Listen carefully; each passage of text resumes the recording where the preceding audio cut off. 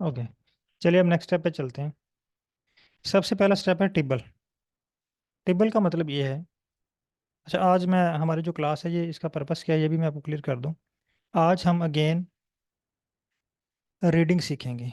पहली क्लासेस में हमने रीडिंग के साथ राइट करना भी सीखा।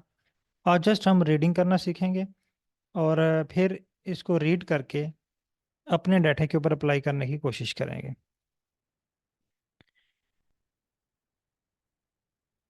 यहाँ पे कुछ पार्टिसिपेंट जो हैं वो इसको इंस्टॉल इंस्टॉल कर रहे हैं, तो आप इसको इंस्टॉल कर लें और इंस्टॉल करने के बाद जो है ना वो फिर आप जो है वो हमारे साथ शामिल हो जाइएगा। अच्छा, टिब्बल का मतलब ये है कि ये हमारा डाटा स्ट्रक्चर शो करता है, यानी हमारे डाटा की ग्रामर शो करता है। मसलन एक सेंटेंस जो है वो मैं अगर यहाँ पे लिखूँ, या ये लिखा हुआ लोड नेसेसरी लाइब्रेरीज, ठीक है, ये इंग्लिश का एक सेंटेंस है। अब अगर हम इसको इसके बैकअप पे जाएं तो इसकी ग्रामर भी होगी। लोड ग्रामेटिकली क्या है, नेसेसरी की ग्रामर क्या है, लाइब्रेरी ग्रामेटिकली क्या है, ये सब्जेक्ट है, ऑब्जेक्ट है, वर्ब है, क्या है, तो ये इसकी ग्रामर है बैकअप पे ना। इसी तरह जब हम इसको टिब्बल करेंगे टिब्बल क्या करता है कि हमारे डाटा की ग्रामर बताता है कि स्टैटिस्टिकली हमारा डाटा किस तरह का है। ठीक है, अभी हम इसको टिब्बल करके देखते हैं। जब आप इसको रन करें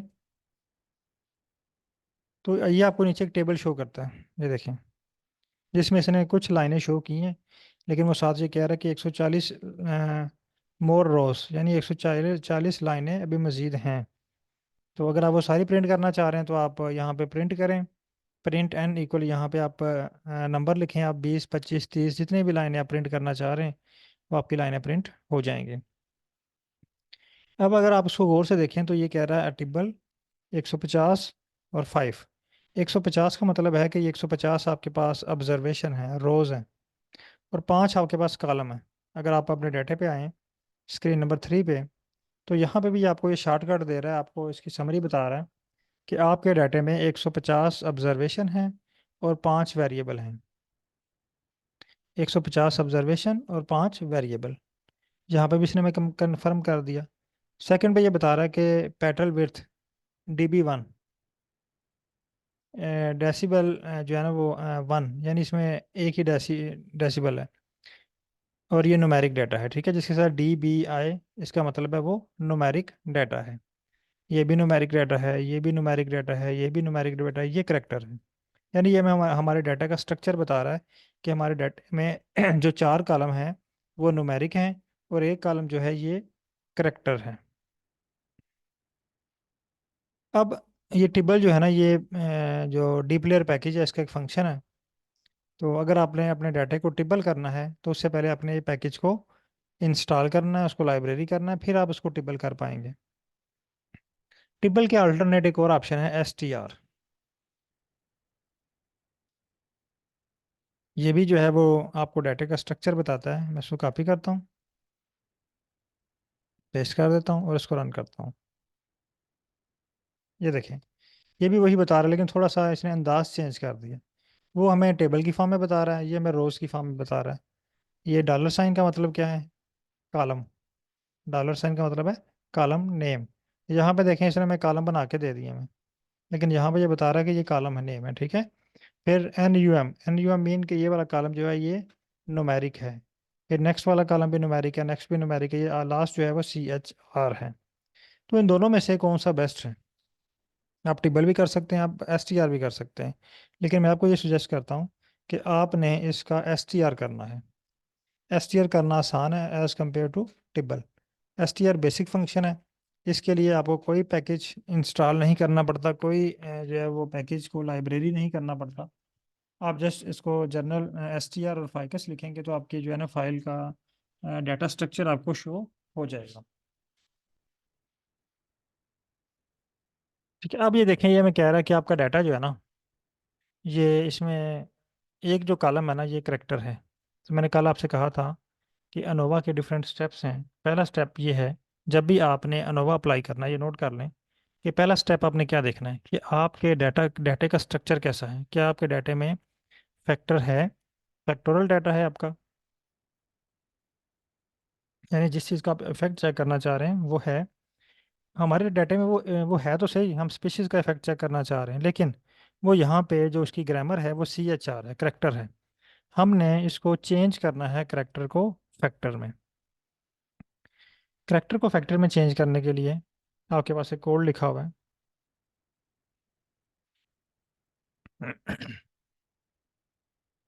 स्पीशीज $ स्पीशीज, यानी मैं कौन सी फाइल पे अब काम करने जा रहा हूँ, फाइकस वाली फाइल है।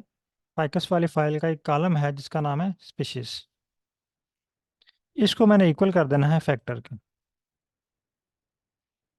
इस कॉलम को मैंने इक्वल कर देना है फैक्टर के, यानी मैंने यहाँ पे नया एक कॉलम क्रिएट करने लगा और ये वाला कॉलम मेरा कन्वर्ट हो जाएगा फैक्टर में। ये जो फैक्टर है ना, ये फंक्शन है। अगर मैं यहाँ पे लिखता हूँ फैक्टर, ये देखें फैक्टर आ गया, ये वाला। ये बेस फंक्शन है। बेस फंक्शन का ये मतलब है कि ये ऑलरेडी हमारे आर में अवेलेबल है, हमें ये इंस्टॉल नहीं करना पड़ता।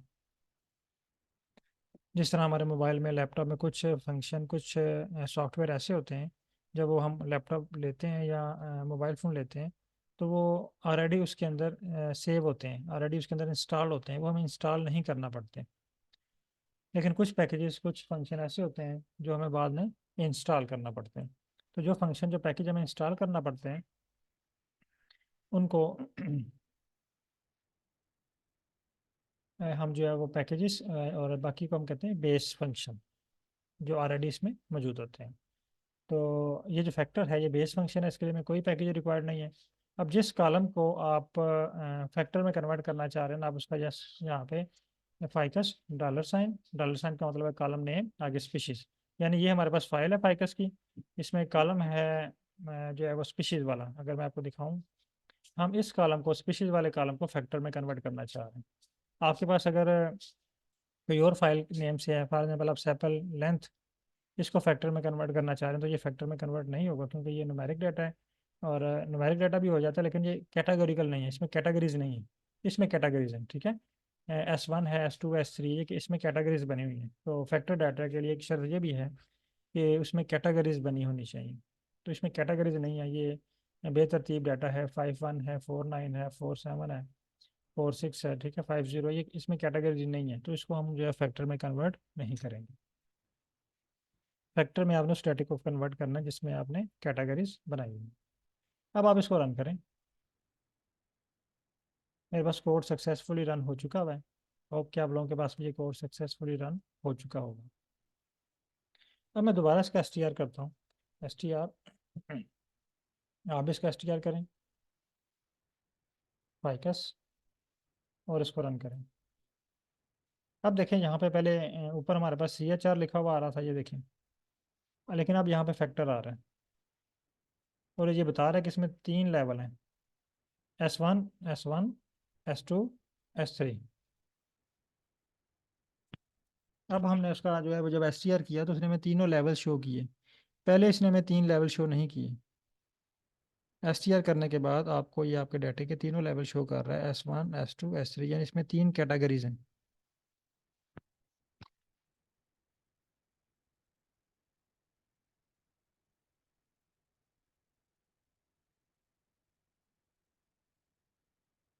ओके। अच्छा, अब यहाँ तक होप के तमाम पार्टिसिपेंट को क्लियर है कि जब भी आपने अनोवा करना है, एनालिसिस ऑफ वेरिएंस निकालना, चाहे वो 1 वे है, 2 वे है, 3 वे है, या मल्टीपल अनोवा है, आपने जो पहला काम करना है वो अपने डाटे में चेक करना है कि आपका डाटे में फैक्टर अवेलेबल है या नहीं। अगर तो फैक्टर आपके डाटे में अवेलेबल है तो ओके। अगर आपके डाटे में फैक्टर नहीं है तो आपने किसी कॉलम को फैक्टर में कन्वर्ट करना, जिसका आपने इफेक्ट चेक करना। उसके बाद नेक्स्ट स्टेप, हम इसका मीन और स्टैंडर्ड डेविएशन कैलकुलेट कर लेते हैं।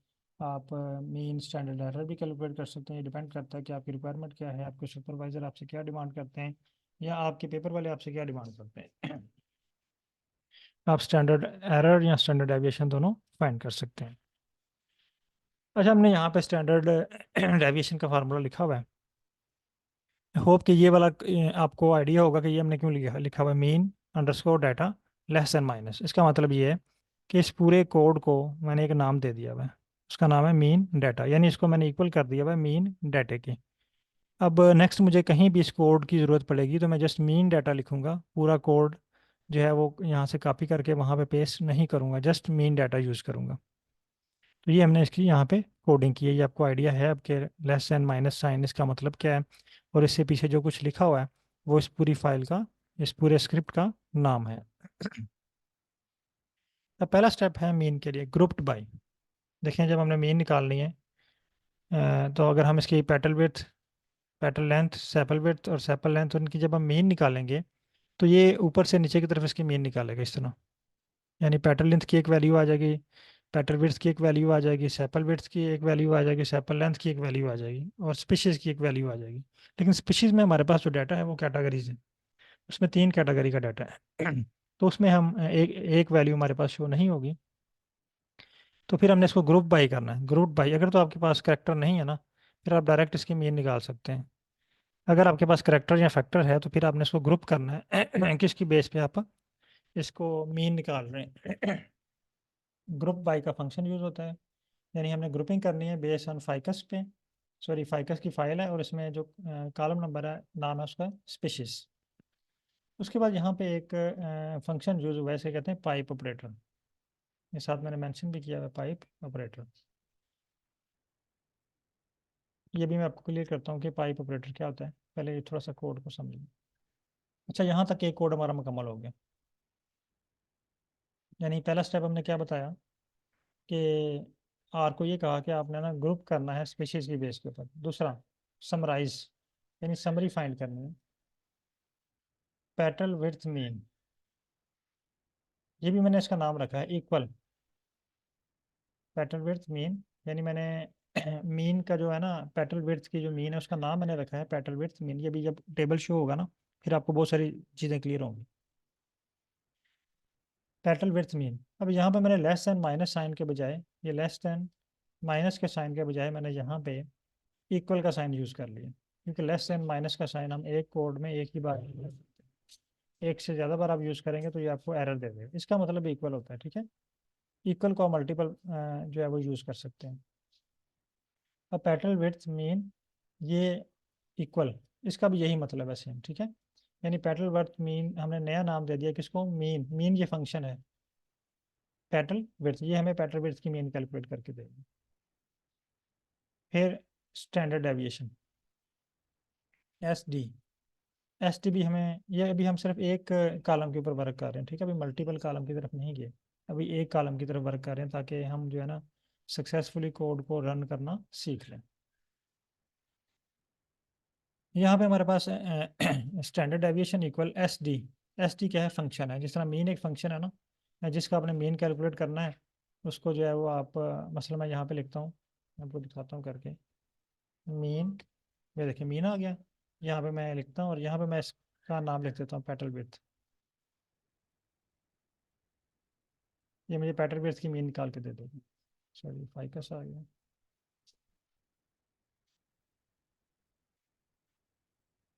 कॉपी और पेस्ट नहीं। अच्छा, इसको रन करते हैं। अभी कह रहा है जी petal width not found, object petal width not found. इसका मतलब है कि मैंने यहाँ पे इसको ये सारी चीज़ें प्रोवाइड करनी है पहले, ठीक है। ये ऊपर वाला ग्रुप बाई ये सारी चीज़ें इसको बतानी है, फिर वो अंडरस्टैंड करेगा पेटल विड्थ। अच्छा, उसके बाद एस डी है, एस डी भी इसी तरह ही है, ठीक है। एस डी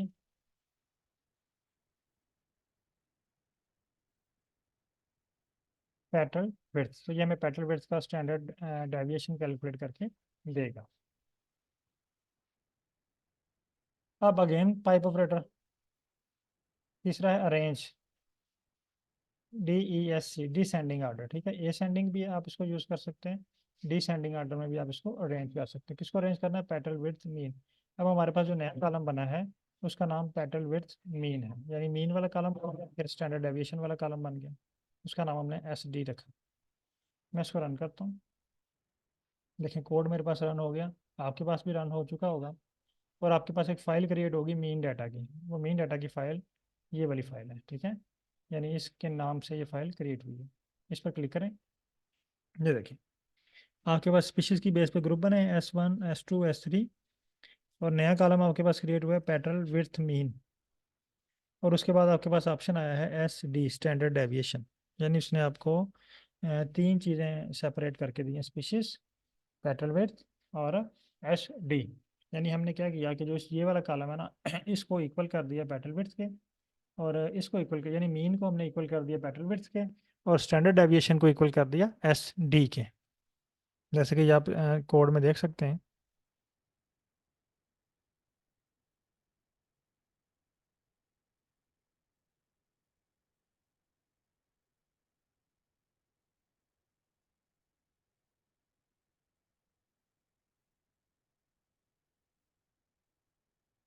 ये देखिए, यानी समराइज हमने करना है पेट्रोल विड्थ मीन, ये हमने नए कॉलम का नाम रखा है, इक्वल मीन के, ठीक है।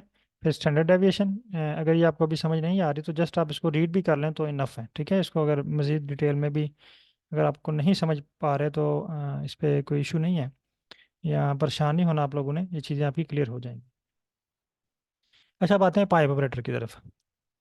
पाइप ऑपरेटर का मतलब है कि एक कोड को दूसरे कोड के साथ लिंक करना। यहाँ पे देखिए हमारा एक कोड कंप्लीट हो गया, ठीक है। इसके बाद मैंने पाइप ऑपरेटर लगाया ताकि ये वाला कोड इस कोड के साथ जुड़ जाए। यानी जो मसलन मेरे पास ये कोड 1 है, मैं इसका नाम A रख देता हूँ। इसके बाद मैंने लगाया पाइप ऑपरेटर, कोड B, फिर पाइप ऑपरेटर, और कोड C। यानी तीन कोड, मैंने तीन स्क्रिप्ट रन किए हैं। लेकिन पाइप ऑपरेटर क्या करेगा, कोड A के जो रिजल्ट होंगे इसको आगे लेके चलेगा। कोड B जो है ये कोड A के रिजल्ट के ऊपर वर्क करेगा, ठीक है। और कोड C जो है ये कोड B के रिजल्ट के ऊपर वर्क करेगा। यानी एक की आउटपुट दूसरे में इनपुट होगी। या जिस तरह वो केमिस्ट्री में एक, ये फर्ज करें कि ये रिएक्टेंट है हमारे पास, ठीक है, ए। अब इसका जो प्रोडक्ट बनेंगे वो बी में आके वो एज अ रिएक्टेंट काम करेंगे, ठीक है। इसी तरह फिर वो नेक्स्ट में आके फिर रिएक्टेंट काम करेंगे, यानी एक के प्रोडक्ट दूसरे के लिए वो रिएक्टेंट है। तो पाइप ऑपरेटर का काम ये है कि एक कोड को दूसरे कोड के साथ जोड़ना और उसको, उसके रिजल्ट्स को अगले कोड को मुंतकिल करना। अब इसके जो रिजल्ट्स आएंगे पहले वाले कोड के, ये यहाँ पे ट्रांसफ़र होंगे, इस पे ये वाला कोड अप्लाई होगा। अब इसके जो रिजल्ट आएंगे इसके ऊपर ये वाला कोड अप्लाई होगा। यहाँ तक क्लियर है आप लोगों को?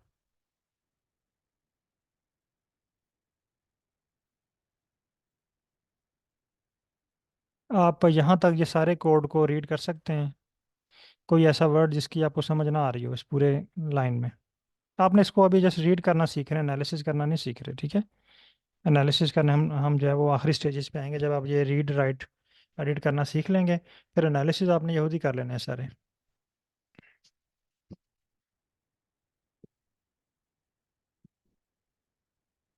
यहाँ तक काइंडली तमाम पार्टिसिपेंट कंफर्म कीजिएगा। अगर ओके है तो ओके टाइप कर दें। ओके, क्लियर है। हाँ, STR मैं आपको दोबारा रिपीट कर देता हूँ। STR क्या है?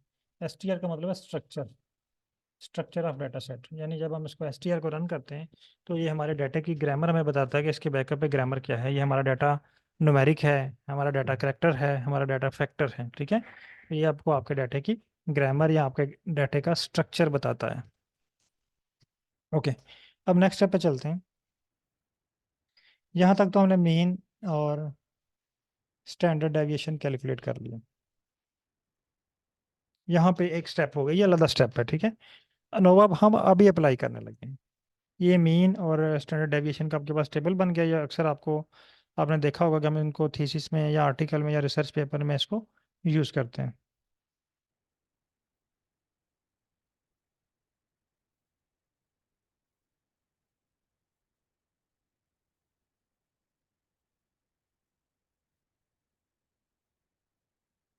वाजिद साहब काइंडली माइक ओपन कीजिएगा।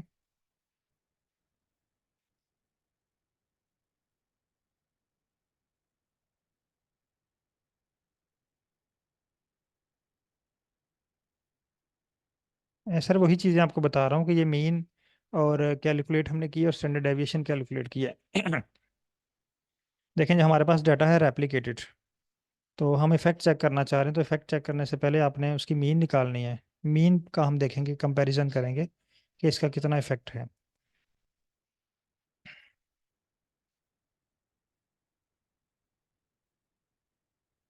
सर माइक ओपन कीजिएगा, वाइट साहब। जी सर। सर क्या क्वेश्चन है आपका? अ, सर ये तो समझ आ गया है कि ये जो जो आपने मीन वाला बताया है, लेकिन स्टार्ट में जो आपने, क्योंकि थोड़ा सा वो कनेक्ट करने में प्रॉब्लम था हमें, ठीक है। तो स्टार्ट में जो चीज़ आपने बताई है ना, ये टिबल वाली, ये हमें समझ नहीं आई। अच्छा, टिब्बल का मतलब ये है, मैं आसान छोटा सा मुख्तसर बताता हूँ आपको कि जी सर। आपने ना अपने डाटे की ग्रामर चेक करनी है। आपके डाटे का स्ट्रक्चर कैसा है? आपके डाटे में न्यूमेरिक डाटा है, करेक्टर है, फैक्टर है, या कैटेगोरिकल डाटा है, या टाइम सीरीज डाटा है? ठीक है। जी सर। वो आपने आर को बताना है। आपको तो पता होगा ना, आपकी तो एक्सेल की फाइल में होगा ना वो ऑलरेडी। आपको तो पता होगा कि ये फैक्टर है, ये करेक्टर है, ये जो है वो डेट है, टाइम टाइम सीरीज डाटा है। लेकिन जब हम एस टी आर करेंगे तो वो आर को पता चल जाएगा कि आपके पास जो डाटा है आर में, वो किस कैटेगरी में उसको शामिल करता है। वो न्यूमेरिक डाटा है, वो करेक्टर डाटा है। ये देखिए, मैं अभी इसको शो कर रहा हूँ। तो ये मैं बता रहा है, ये देखें, असल में ये चीज़ मैं ये बता रहा है कि ये न्यूमेरिक डाटा है, ये न्यूमेरिक डाटा है, ये न्यूमेरिक है, ये फैक्टर है। जी सर। ठीक है। हमने ये चीज़ कंफर्म करनी है कि हमारे डाटे में फैक्टर है। ठीक हो गया। अगर तो जी आपके सर डाटे ठीक में फैक्टर नहीं है, ये देखें, पहला मैंने रन किया तो वहाँ पे आ रहा था करेक्टर।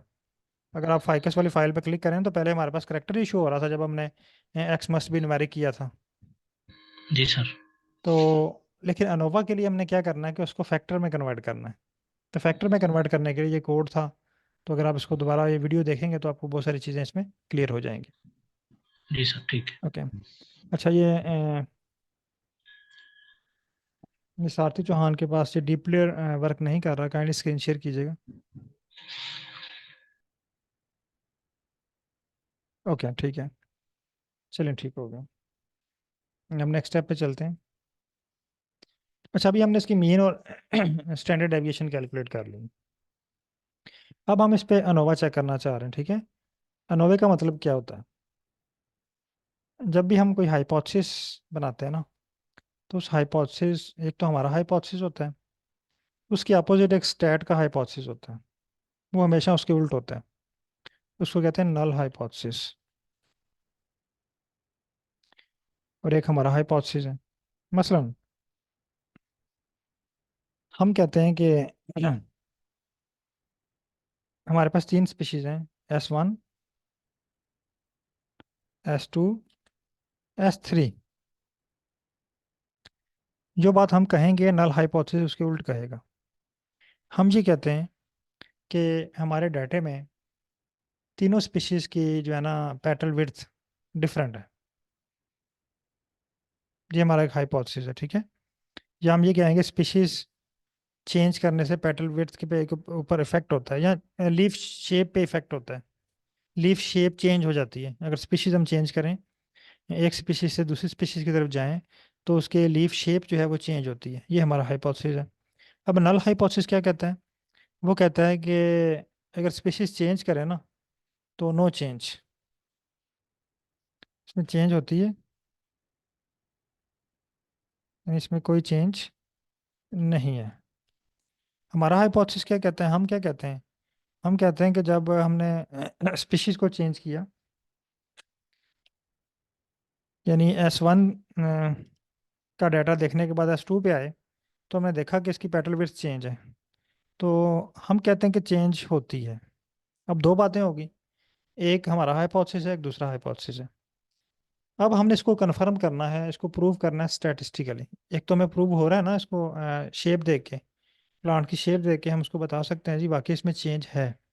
लेकिन स्टैटिस्टिकली कुछ चेंजेस ऐसी होती हैं जो माइनर होती हैं, उनको स्टैटिस्टिकली इग्नोर करना पड़ता है। स्टैट उसको नहीं मानती, कहती है इतनी चेंज होनी चाहिए तो फिर ओके है। तो इस चीज़ को प्रूव करने के लिए कि हमारा हाइपोथेसिस ठीक है, हम one way ANOVA, two way ANOVA, या मल्टीपल अनोवा, या सिंपल अनोवा अप्लाई करते हैं, एनालिसिस ऑफ वेरिएंस। अब ये हमें एक रीडिंग देगा जिसे हम कहते हैं पी वैल्यू। अगर तो पी वैल्यू इक्वल या लेस देन 0.05 हो, इक्वल हो या इससे कम हो,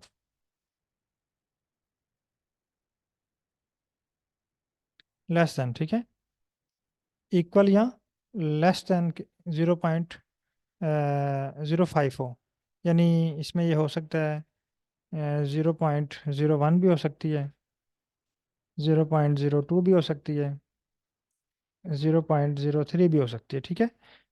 तो हमारा हाइपोथेसिस ठीक होगा। लेकिन अगर पी वैल्यू चली जाए 0.06 पे, तो हमारा हाइपोथेसिस गलत है। हमने जो हाइपोथेसिस बनाया हुआ था, जो हमने एक जहन में एक नक्शा बनाया हुआ था कि ये चीज़ें अगर चेंज करें तो ये इफेक्ट होता है, वो गलत है, ठीक है। अगर इसकी वैल्यू चली गई है 0.06 पे, तो हम गलत हैं। अगर वैल्यू चली गई है 0.05 या इससे बिलो, तो इसका मतलब ये है कि हम ठीक हैं, नल हाइपोथेसिस जो है वो गलत है। तो इस चीज़ को प्रूव करने के लिए मीन तो हमने कैलकुलेट कर लिया, स्टैंडर्ड डेविएशन भी कैलकुलेट कर लिया। अब हम देखना चाह रहे हैं, ये देखें हमारे पास मीन का टेबल आया है।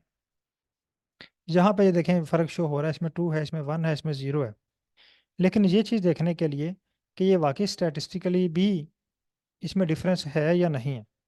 वैसे तो हमें देखा ना, इसमें फिगर में डिफरेंस नज़र आ रहा है, 0 1 और 2, वन, एक फिगर का डिफरेंस है, 1 का डिफरेंस है। तो इसको स्टैटिस्टिकली प्रूव करने के लिए हमने अनोवा अप्लाई करना है, ठीक है। और पी वैल्यू को यूज़ करना है, और पी वैल्यू में बताएगी कि यहाँ पे सिग्निफिकेंट डिफरेंस है या नहीं। अच्छा, अनोवा के लिए हमारे पास जो कोड है, मैं यहाँ पे रीराइट कर देता हूँ आपको। AOV, ये देखें ये वाला फंक्शन, ठीक है। AOV क्या है, एक फंक्शन है। अब हम इसमें पेटल विड्थ का इफेक्ट चेक करना चाह रहे हैं, सॉरी स्पीशीज का इफेक्ट चेक करना चाह रहे हैं, या पेटल विड्थ पर, ये टिल्डी का मतलब है, टिल्डी के बाद जो चीज़ होगी ना, ये टिल्डी का साइन, इसके बाद जो चीज़ लिखी हुई है उसका इफेक्ट हमने चेक करना है प्रीवियस पे। यानी पहले हमने लिखा हुआ है सेपल विड्थ, सेपल विड्थ के ऊपर हम इफेक्ट चेक करना चाह रहे हैं स्पीशीज का। अगर हम स्पीशीज को पहले लिख लेते हैं, पेटल विड्थ को बाद में लिखते हैं, तो उसका मतलब ये है स्पीशीज के ऊपर हम पेटल विड्थ का इफेक्ट चेक करना चाह रहे हैं, उल्टा हो गया है। अब हमने पेटल विड्थ पहले लिखी है, तो पेटल विड्थ के ऊपर हमने इफेक्ट चेक करना है स्पीशीज का। और डाटा हमारे पास क्या है, फाइकस। इसको रन किया, ये देखें अनोवा हमारे पास रन हो गया। अब अगर आप देखें स्क्रीन नंबर 3 पे, आपके पास एक फाइल और क्रिएट होगी अनोवा के नाम से, जिसमें आपको मुख्तलिफ रा डाटा शो हो रहा है। ये बहुत सारा रा डाटा, अगर आप हर एक पे क्लिक करें तो आपके पास मजीद जो है ना वो टैब्स ओपन होती जाएंगी, तो बस बहुत सारा डाटा शो होगा, रा डाटा है। ये डाटा हमारे किसी काम का नहीं है, रा डाटा हमने इसकी समरी देखनी है। तो समरी देखने के लिए समरी अनोवा, यानी ये वाली फाइल की हमने समरी देखनी है। इसको रन किया, अब ये देखें इसने हमें अनोवा टेबल दे दिया। अब ये बता रहा है कि इसकी जो वैल्यू है ये 0.05 से बहुत कम है, 0.02 तक है आई थिंक, 3 स्टार है इसके साथ, ठीक है। बल्कि ये 0.0 पे है। अगर इसके साथ 3 स्टार हैं तो उसकी वैल्यू क्या है, 0.0। अगर इसके साथ 2 स्टार हैं तो उसकी वैल्यू है 0.01। अगर 1 स्टार है तो इसकी मतलब क्या है, ये 0.01, ये हाईली सिग्निफिकेंट है। अगर 0.05 है तो इसके साथ कोई स्टार नहीं है, 0.01 है तो कोई स्टार नहीं है, 1 है तो उसके साथ कोई स्टार नहीं है। यानी अगर ये यहाँ पे आ गया तो इट्स मीन कि ये नॉन सिग्निफिकेंट है। लेकिन अगर ये इस कैटेगरी में आ रहे हैं तो इसका मतलब ये है कि हमारे डाटा के ऊपर स्पीशीज का इफेक्ट शो हो रहा है। अब हमारा डाटा क्या शो कर रहा है, ये शो कर रहा है कि अगर हम स्पीशीज को चेंज करते हैं तो हमारे डाटे में जो है वो चेंजिंग आती हैं। यहाँ तक काइंडली कंफर्म कीजिएगा, ओके, क्लियर है।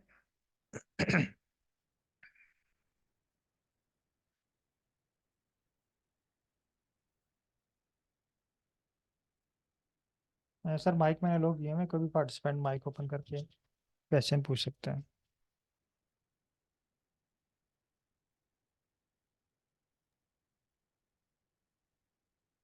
जी मोहम्मद हफीज साहब।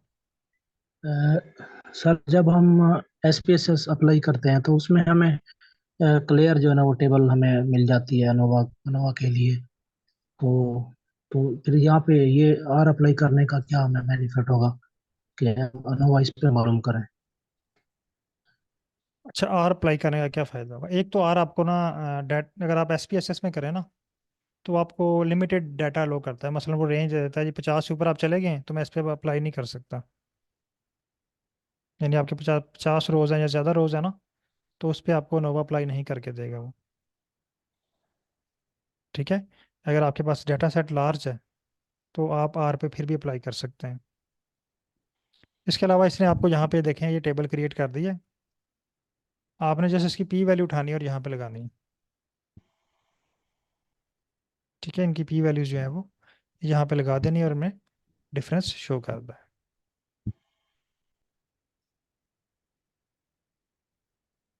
ओके, क्लियर है सर? जी सर। अच्छा, ये सिग्निफिकेंट और नॉन सिग्निफिकेंट कह रहे हैं जी, रिपीट कर रहे हैं। सिग्निफिकेंट का मतलब ये है कि देखें अब मैं आपको कहता हूँ कि स्पीशीज चेंज करने से ना प्लांट की हाइट भी चेंज होती है। मसलन अगर हमारे पास वीट है या कोई और प्लांट है, अगर आप किसी और स्पीशीज पे जाएं तो प्लांट की हाइट भी चेंज है। हर प्लांट हर स्पीशीज की प्लांट जो है वो दूसरी स्पीशीज से डिफरेंट है। तो मैं क्या आपको कहता हूँ कि अगर हम स्पीशीज चेंज करें तो प्लांट हाइट में सिग्निफिकेंट इफेक्ट होता है। अब सिग्निफिकेंट का मतलब ये है कि वो 0.05 से बिलो है। नॉन सिग्निफिकेंट का मतलब है, नॉन सिग्निफिकेंट का मतलब इफेक्ट होता है लेकिन उसकी कोई वैल्यू नहीं है। वो इफेक्ट कभी हो सकता है कभी नहीं हो सकता। इसका मतलब वो नॉन सिग्निफिकेंट है।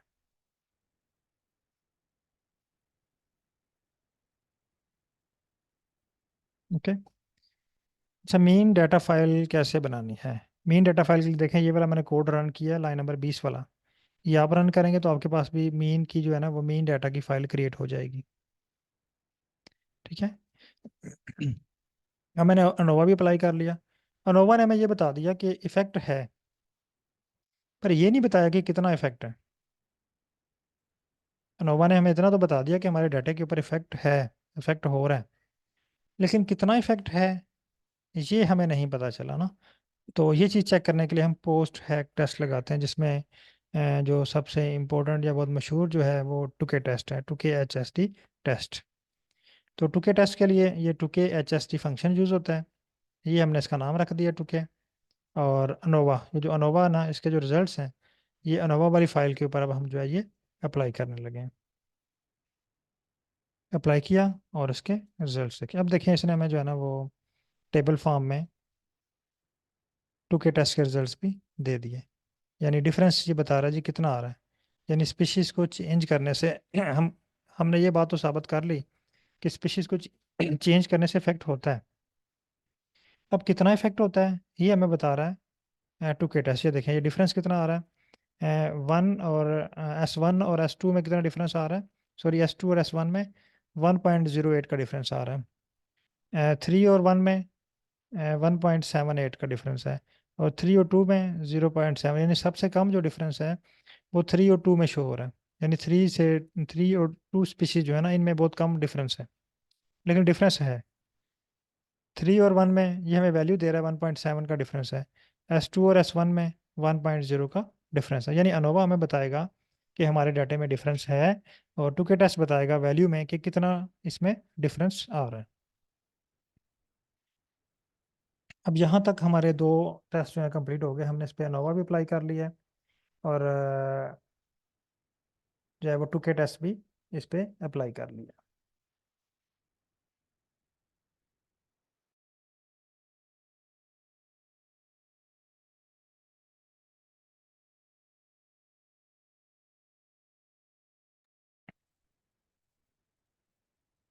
अच्छा, वो नेक्स्ट स्टेप पे चलते हैं। नेक्स्ट स्टेप पे हेडिंग है compute pairwise comparison using GLHT, general linear hypothesis test. अब यहाँ पे मैं एक और टेस्ट लगाने लगे हैं।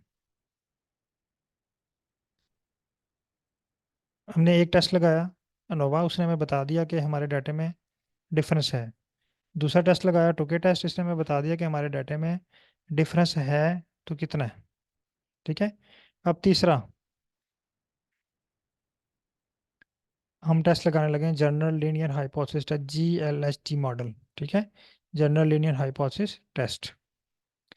ये क्या करेगा, ये हमें कंपेयर करके देगा S1 का, S2 का और S3 का। इसके लिए जो फंक्शन है GLHT है, हम ये अप्लाई करना चाह रहे हैं एनोवा के ऊपर। लीन फिक्ट, यानी इसका मतलब है कि इसके साथ हम इक्वल कर रहे हैं MCP, multiple comparison. Multiple comparison हम किसका कर रहे हैं, स्पीशीज़ का कॉलम, और इसमें टुके टेस्ट, टुके की जो फाइल है, इसमें हमारे पास स्पीशीज़ वाला, ये देखें स्पीशीज़ वाला डाटा है। इस डाटा के ऊपर हम जो है वो अप्लाई कर रहे हैं टुके, यानी टुके की जो फाइल है उसमें स्पीशीज़ है, और दूसरी फाइल जो है वो अनोवा की है। इसको हम रन करते हैं। ये देखिए हमारे पास GLHT के नाम से एक फाइल, ये भी रॉ डाटा है हमारे पास, ये भी हमारे किसी काम का नहीं है। इसमें से अब हमने लेटर एक्सट्रैक्ट करने हैं, ग्रुप लेटर। ये अक्सर आपने देखा होगा कि ग्राफ के ऊपर A B C, यानी इसके ऊपर लेटर लिखे होते हैं, वो लेटर की शक्ल में हमें जो है वो कंपैरिजन करके देगा। अब extract the group letter using the CLD function, ठीक है, कंपैक्ट लेटर डिस्प्ले। तो ये CLD फंक्शन है, ये इस फाइल से, ये टू के GLHT, इसमें से हमें लेटर एक्सट्रैक्ट करके देगा, लेटर की बेस के ऊपर हमें डिफरेंस बताएगा। इसको रन करते हैं। ये हमारे पास लेटर एक्सट्रैक्ट हो गए ये देखें, यहाँ पे ये हमारे पास रॉ डाटा है। ठीक है, अब हम इन लेटर को एडजस्ट करना चाह रहे हैं मेन डाटा में। यहाँ पे हम एक और कॉलम क्रिएट करना चाह रहे हैं, ताकि हमारे पास ये डाटा जो है वो यहाँ पे शो हो जाए। अब adding the group letter to the main data, और ये देखें ये हमारे पास मेन डाटा है, और कॉलम ग्रुप लेटर, यानी इसमें हम नया एक कॉलम क्रिएट करना चाह रहे हैं। ठीक है, यानी मेन डाटा के अंदर ही हम एक और कॉलम क्रिएट करना चाह रहे हैं। इसको हमने इक्वल कर दिया ग्रुप लेटर के, और MC लेटर्स, $, लेटर, ये MC लेटर मल्टीपल कंपैरिजन ये इसमें है। ठीक है, ग्रुप लेटर में, और इसको रन करते हैं। अब अगर आप देखें मेन डाटा, आपके पास एक और कॉलम क्रिएट हो गया ग्रुप लेटर्स का। ठीक है, आप जब इसको अपने डाटा पे अप्लाई करेंगे तो आप सेम यही कोड अप्लाई कर सकते हैं। जस्ट आपने यहाँ से ये नेम चेंज करने हैं MC में लेटर्स, ये बल्कि पूरा कोड ही यही सेम होगा, इसको आपने चेंज नहीं करना। उसके बाद आप टेबल टेबल कर लें। टेबल आपको आपके डाटा का स्ट्रक्चर बता देगा। अब देखिए हमारे पास डाटा सिर्फ ये रह गया। अब ये देखिए हमारे पास करेक्टर है। ठीक है, यानी फैक्टर के ऊपर हमने एनालिसिस कर लिया। अब उसने हमें इसको फैक्टर में कन्वर्ट करके दे दिया, नया डाटा हमारे पास आ गया करेक्टर का।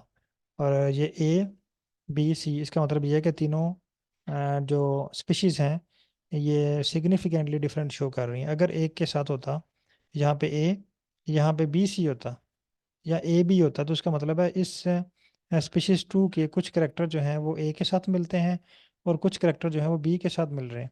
लेकिन ये तीनों के डिफरेंट लेटर शो हुए हैं, जो ये शो कर रहा है कि तीनों में सिग्निफिकेंटली डिफरेंस है।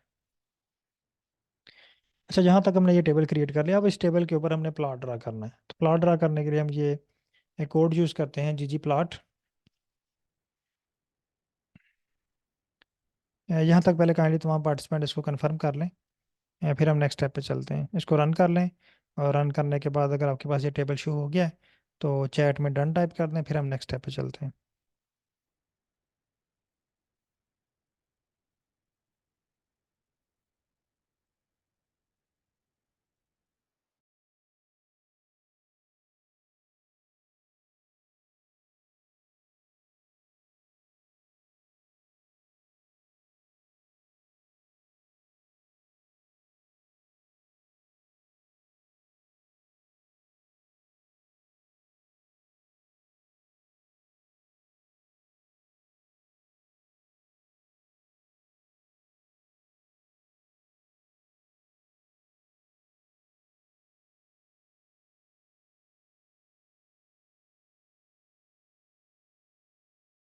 मैंने स्क्रीन लॉक किया, काइंडली अगर कोई पार्टिसिपेंट स्क्रीन शेयर करना चाह रहा है तो आप स्क्रीन शेयर कर, काइंडली जिनके पास इश्यूज आ रहे हैं या कोई चीज़ समझ नहीं आ रही उनको वो स्क्रीन शेयर कीजिएगा।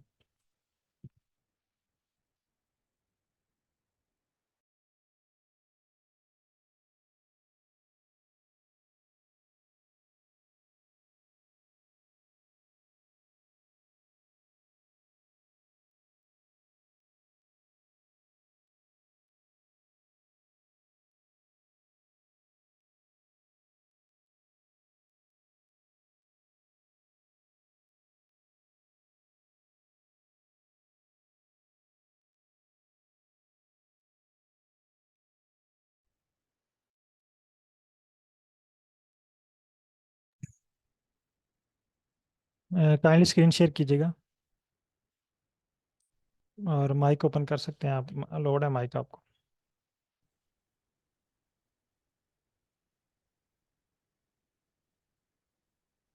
हेलो जी मैडम बोलें, आवाज़ आ रही है आपकी। सर, स्क्रीन शेयरिंग डिसेबल आ रही है अभी मेरे पास। डिसेबल, एक मिनट चलिए अब ट्राई करें। ओके। ना okay.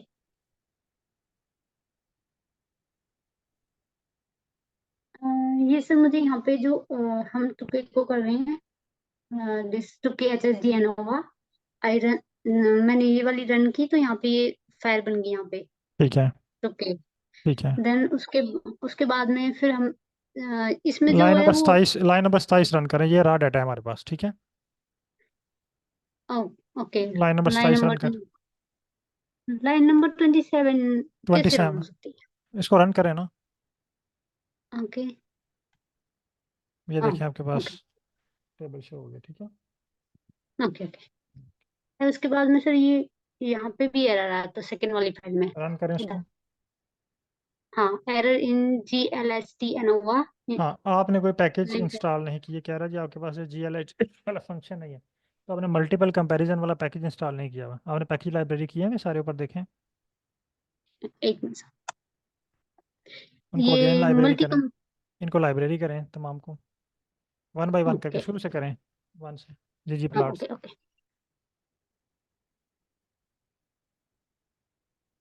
Run multi comp attaching ठीक पैकेज है, हो फॉर गया। अब आप दोबारा उस कोड को रन करें।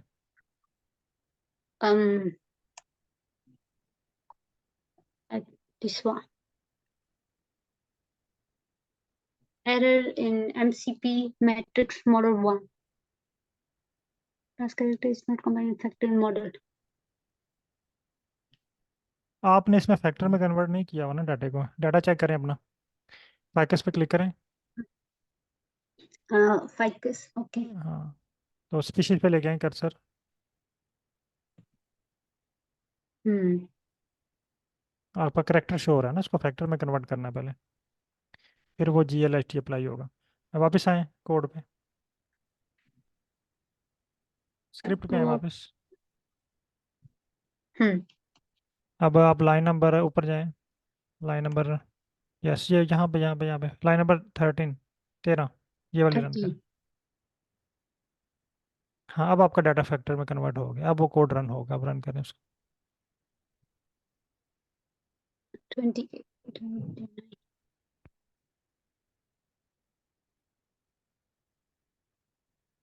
हम्म। Again error. Okay, GLHT not found.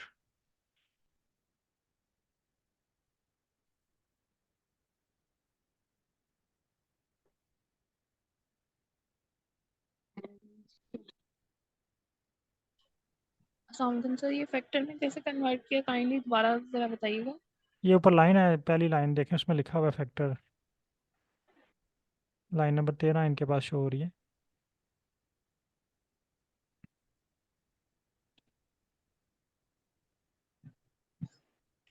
ये मैंने नहीं की।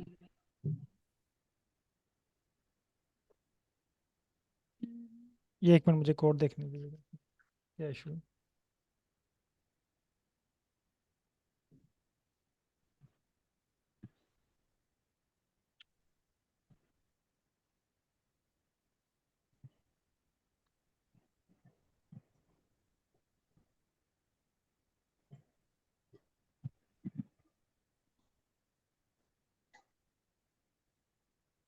ये मैंने कोड आपको सेंड किया है, ये इसको नीचे पेस्ट करें और कंपेयर करें कि कहाँ पे मिस्टेक है आपकी। मुझे व्हाट्सएप व्हाट्सएप कैसा? ये चैट में किया है, चलिए मैं ग्रुप में करता हूँ। ओके। बेटे नीचे बैठ जाओ प्लीज, काम करी मामा। मैंने ये क्या कर रही हो, आपको वॉमिट भी करनी है? यार आपको मैंने मना किया था इनको चॉकलेट खिलाने से, फिर आप खिला दिए।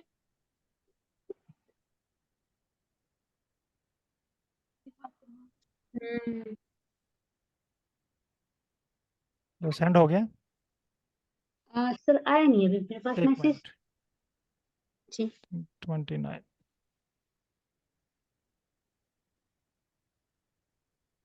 अच्छा, आप चेक करें। एक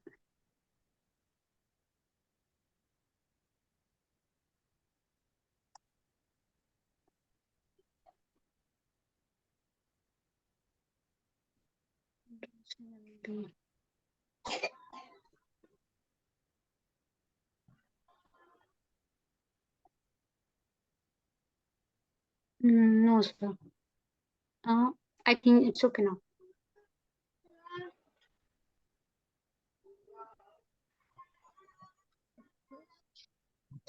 इसके साथ लाइन नंबर 16 पे पेस्ट करें, 16 पे। 16 पे अगेन इसी को। जो कॉपी आपने किया है वहाँ से। अच्छा, यहाँ पे कॉपी पेस्ट कर दिया आपने? मैंने नहीं, ऑलरेडी इसको किया। यहाँ पे जिसको अनडू करें और इसको कोड के नीचे कॉपी करना जहाँ पे ये पहले कोड है, ताकि कंपेयर करें आप इसमें क्या इशू है। यहाँ पे इसको पेस्ट करें। कंप्लीट पेयर वाइज क्या? हाँ, यहाँ पे करें इसको। Complete pair wise comparison. ये बिल्कुल ठीक है आपका। अगेन रन ये करें गाड़ी इसको, की चाबी भूल दोबारा रन गई। और करें। फिर आपको चॉकलेट खिला दिया, आपको मैंने मना भी किया था। यार वो बीमार है, इसको उनकी दोबारा तबीयत रन करें। No sir. नहीं हो रहा।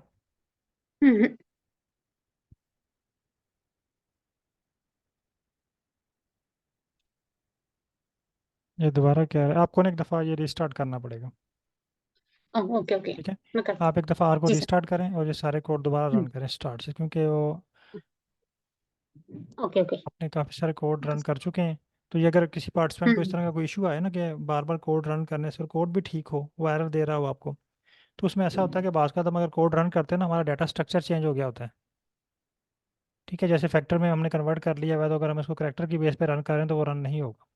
आप ये सारा एक दफ़ा रिस्टार्ट करें, यानी आर को क्लोज करें और दोबारा फाइल को इंपोर्ट करें और ये सारे एक दफ़ा री रन करें इसको। ठीक है, ओके। ओके। नेक्स्ट पार्टिसिपेंट के पास क्या इशू था? ये मिस हिना फारूक कह रही है टिब्बल भी एरर दे रहा है। टिब्बल के लिए आपके पास पैकेज होना चाहिए, डी प्लेयर।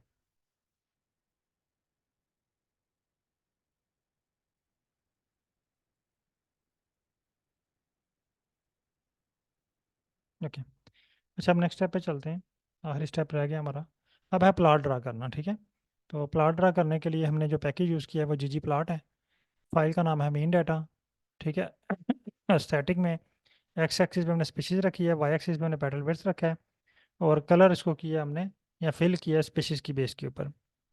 जियोम बार, यानी यहाँ पे हमने बार ग्राफ बनाया है, और बार ग्राफ में स्टैट जो है ये आइडेंटिटी की है, यानी स्टैट आइडेंटिटी का मतलब है कि हम यहाँ पे स्टैट अप्लाई करना चाहते हैं, हम इसका मेन निकालना चाहते हैं, स्टैंडर्ड डेविएशन निकालना चाहते हैं। ठीक है, तो स्टैंडर्ड डेविएशन और मेन ये स्टैट में आते हैं, तो यहाँ पे हम स्टैट अप्लाई करना चाहते हैं, क्योंकि हमने स्टैट अप्लाई की हुई है, तो इसके लिए हम इसको आइडेंटिटी लिखेंगे।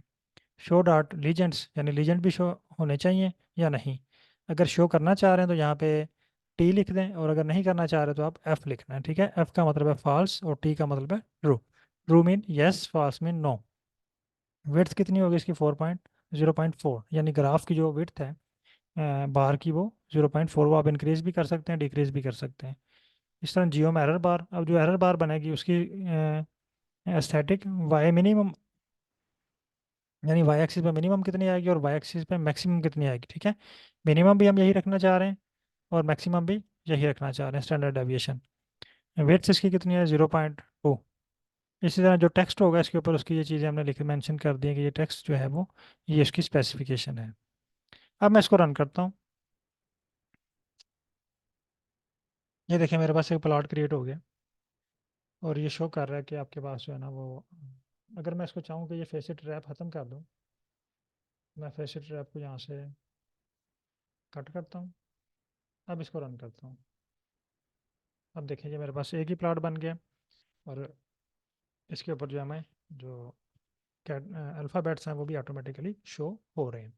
जबकि अगर आप इसको SPSS में बनाते हैं ना, तो मे भी वहाँ पे हमारे पास ये अल्फ़ाबेट्स यहाँ पे शो नहीं होते, वो हमें मैनुअली एडिट करना पड़ते हैं।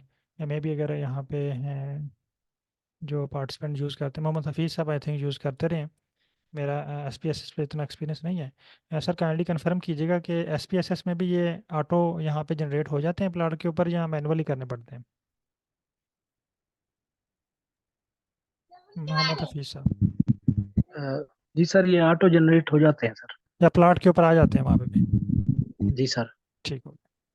सर वो मेरा अनुभव वाला सवाल वहीं पे खड़ा हुआ है। कौन सा? आप कह रहे थे अनुभव वाला, आप कह रहे थे ना कि उसमें हम ना वो लिमिटेड डाटा पुट पुट हो सकता है जी एसपीएसएस जी, में।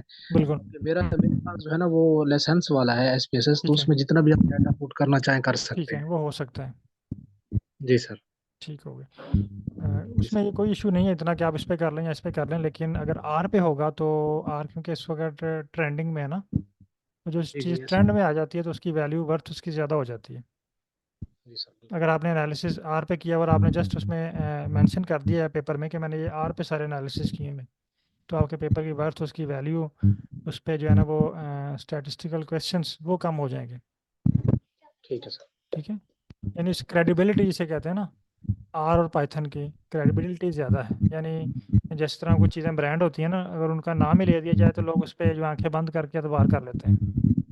जी सर ऐसे। ठीक है। तो इसी तरह आर और पाइथन जो है वो इस वक्त इनकी क्रेडिबिलिटी बहुत ज़्यादा है। अगर आपने जस्ट मेंशन कर दिया कि ये एनालिसिस मैंने आर पे किए हैं, तो फ़ौरन आपके पेपर की तरफ अट्रैक्ट होंगे और देखेंगे कि आपने ये कैसे किए हैं, फिर वो आपसे स्क्रिप्ट भी मंगवाएंगे इसका। तो इसलिए जब ये आपने एनालिसिस करने हैं तो उनके स्क्रिप्ट भी संभाल के आपने रखने हैं। जी सर ठीक ठीक है। ओके। है। ठीक है।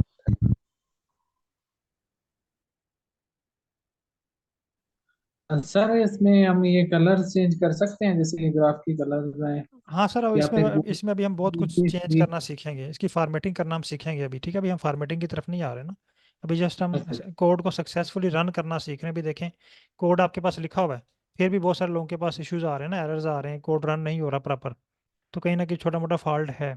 अभी जस्ट हम कोड को प्रॉपरली रन करना सीख रहे हैं, अभी हम फॉर्मेटिंग की तरफ आएंगे, फिर हम इसको अटैलिक भी करेंगे, इसका फॉन्ट साइज भी कम करेंगे, इसको जो है वो टाइम न्यू रोमन में भी करेंगे, फिर इसके पीछे जो है वो कलर जो भी हम इसमें चाहेंगे इसको अपनी मर्जी से इसको फोल्ड कर लेंगे, मोल्ड कर लेंगे। ठीक है। सर इसका कोई शॉर्टकट नहीं है इतने सारे फार्मूले लगा के और फिर सर वो यहाँ तक? शॉर्टकट की तरफ भी आएंगे सर अभी, ओके सर। क्योंकि शॉर्टकट वही बंदा कर सकता है जो मैनुअल में एक्सपर्ट हो। सही सर। बात समझें? यानी अगर आपको ये कोड रीड ही नहीं करना आता तो आप शॉर्टकट कैसे यूज़ कर सकते हैं इसका? यानी शॉर्टकट एग्जैक्टली। ये है, कोड पड़े हुए हैं गूगल के ऊपर, हमने उसको उठा के रन करना है, उसमें सिर्फ अपने डाटे का नाम लिखना है वहाँ पे। ठीक है, ये सारा एनालिसिस हो जाएगा। लेकिन जब हमें वो कोड रीड ही नहीं करना था, हमें क्या पता चलेगा कि हमने फाइल का नाम कहाँ पे लिखना है? सही। ठीक है। ये एक्स, वाई, वाई मिनिमम और वाई मैक्सिमम, ये वर्ड है, तो हमें क्या पता चलेगा कि हमने यहाँ पे क्या रिप्लेस करना है? ठीक है। और एक और चीज़ आप ये जहन से निकाल दें कि हमने ये कोड याद करने हैं, ये आपने आपने इसमें से कोई भी कोड याद नहीं करना, इनको जस्ट अंडरस्टैंड करना है कि इसका मतलब क्या है, ये फंक्शन क्या होते हैं, ये इसको रीड कैसे करना है, ये जो है वो इक्वल का साइन है, इसका क्या मतलब है, बस। बाकी इंशाल्लाह जब हम एडवांस टूल यानी चैट जीपीटी या एआई टूल को इसमें इन्वॉल्व करेंगे, वो भी आपके कोर्स में शामिल है, अगर आपने कंटेंट देखे हो, तो उस वक्त आपको लगेगा कि ये तो बहुत आसान चीज़ें हैं। लेकिन वो हम्म, आसान बनाने के लिए पहले आपको ये बेसिक, इसकी रीडिंग, राइटिंग, एडिटिंग, ये चीज़ें जो है वो सीखनी पड़ेंगी, तभी आप इसको शॉर्टकट में लेके जाएंगे।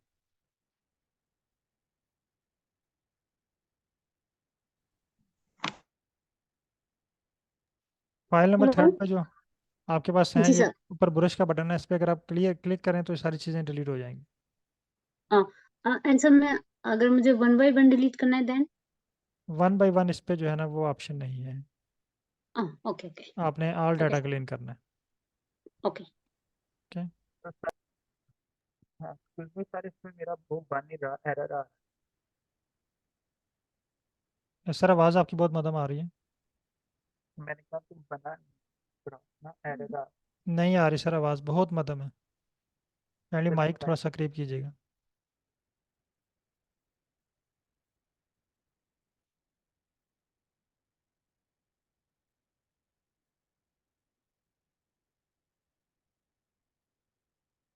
काइंडली जिनके पास ग्राफ क्रिएट हो गया है, वो उसको क्रिएट करें और ग्रुप में शेयर कर दें।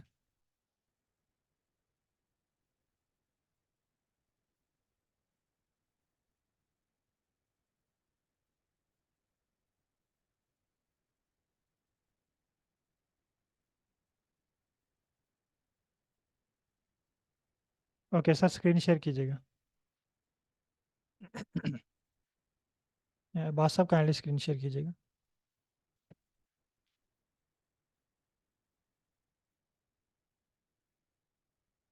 सर वो कह रहा है कि could not find the function ggplot। कह रहा है कि आपने ggplot को लाइब्रेरी नहीं किया हुआ ना। यही चीज़ें आपने सीखनी है इसमें, कोड को रीड करना। एरर को रीड किया करें कि एरर आपको क्या कह रहा है, फिर उसको फॉलो करें। इसको लाइब्रेरी करें sir, library. Library line number 12 पे। अब इसको रन करें अगेन।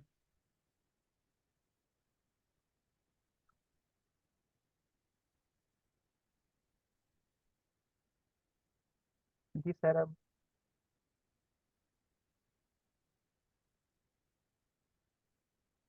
सर आवाज़ आ रही जी जी, आवाज़ आ रही है आपकी, 1 मिनट मुझे रीड करने दें।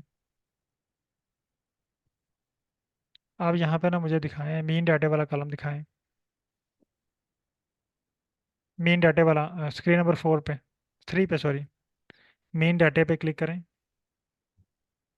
मीन डाटे वाली फाइल पे क्लिक करें सर। हाँ यहाँ पे देखें ना, आपके पास ये फाइल पूरी कंप्लीट नहीं है। आपने GLST और ग्रुप लेटर वाला फंक्शन रन नहीं किया हुआ। आपके पास सिर्फ SD शो हो रहा है, मेरे पास यहाँ पे ABC भी शो हो रहा था साथ। थी। उसका यार मतलब सर आपने वो कोई लाइन मिस की हुई है जो आपने रन नहीं की। तो हो रहा था, वो मैंने ट्राई किया काफ़ी, मतलब वो समझ नहीं आ रहा मैं आपको दोबारा, आप इस कोड को ना इग्नोर करें। आपने था। इसको रन करें लाइन नंबर 39 को। क्या एरर आ रहा है?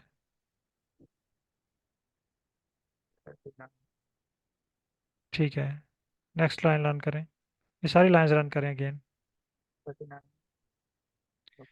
मैंने ये दोबारा की भी थी, खुद भी मैंने करके देखी थी, दोबारा मैंने करें, कहा ठीक है, शायद इसको रन करें सारे।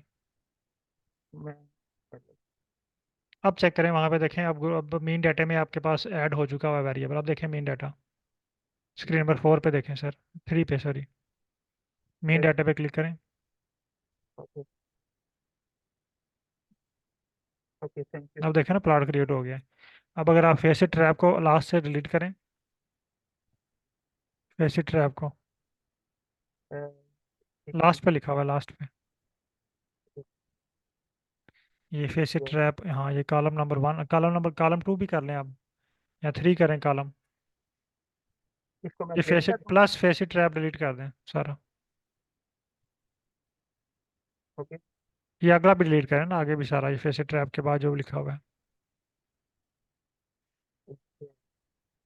मीन स्पीशीज वाला ये सारा डिलीट कर सर ये सारा डिलीट करना है, ब्रैकेट के साथ सारा डिलीट करना है एंड तक।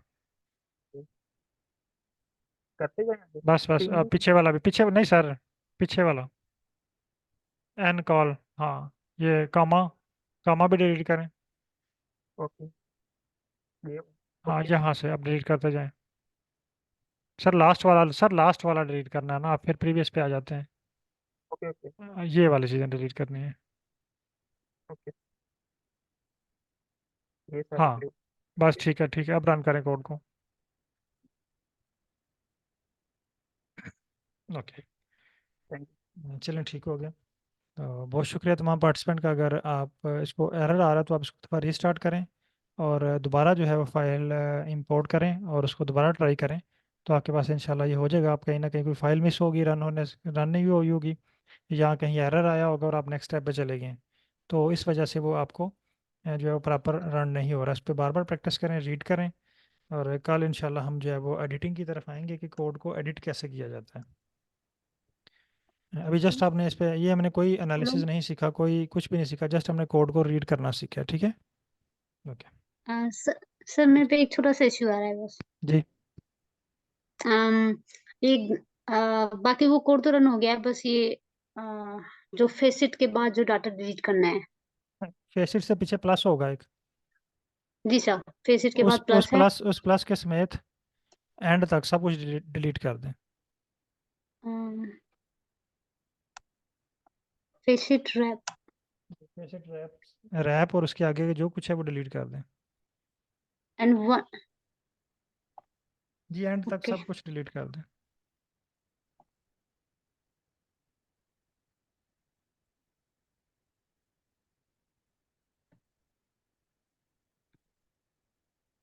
हम्म हो गया। अनएक्सपेक्टेड। नो सर, चलो unexpected error, bracket screen error. Share कीजिएगा, स्क्रीन शेयर कीजिएगा। ओके।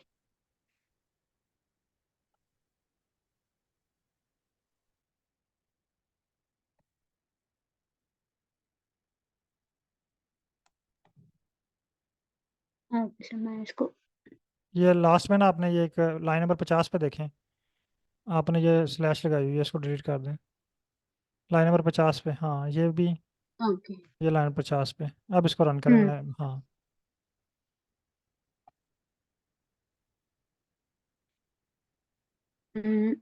अगेन एरर इन जीजी प्लॉट। जी प्लॉट। आप इसको डिलीट करें ना, आपने डबल कॉपी किया हुआ है एक, तो इसको डिलीट करें पहले, लाइन नंबर 46 से ओके 50 तक, इसको डिलीट करें। ठीक है, अब लाइन नंबर 41 ओके। वाले को रन करें। 41 जी इसको रन करें। से टोटल एक ही लाइन है ना ये सारी? जी एक ही लाइन है, 41 पे रन करें बस, कहीं भी कर्सर रख के ओके रन कर लें इसको। ओके ठीक हो गया। अब ओके। आप यहाँ पे ना इसी इसी लाइन में ये एन कॉलम को ना 3 कर लें। एन कॉलम आहर पे लिखा हुआ है ना, n column, ncol equal 1, last last word, madam and last col, word. Yes yes yes इसको यस। इसको 3 करें। नहीं नहीं, इसको 3 करें ना, ब्रैकेट भी थी साथ इसके, 1 को जस्ट 3 के साथ रिप्लेस कर दें बस। ओके। अब दोबारा इसको रन करें। ओके। अब इस तरह बन गया। अब आपने ये फेसिट ट्रैप से पीछे प्लस है, इस प्लस से लेके ना आखिर तक इसको डिलीट कर दें यहीं से। ठीक है, डिलीट कर दें सी इसको। ऑल्सो। हाँ, अब इसको रन करें। अभी आपने ये जस्ट देखें ना, आपने ब्रैकेट सेलेक्ट की हुई है, आप कोड के सेंटर में कहीं क्लिक करें। हाँ अब इसको रन ओके करें। Okay sir. हो गया। Okay thank you. ओके।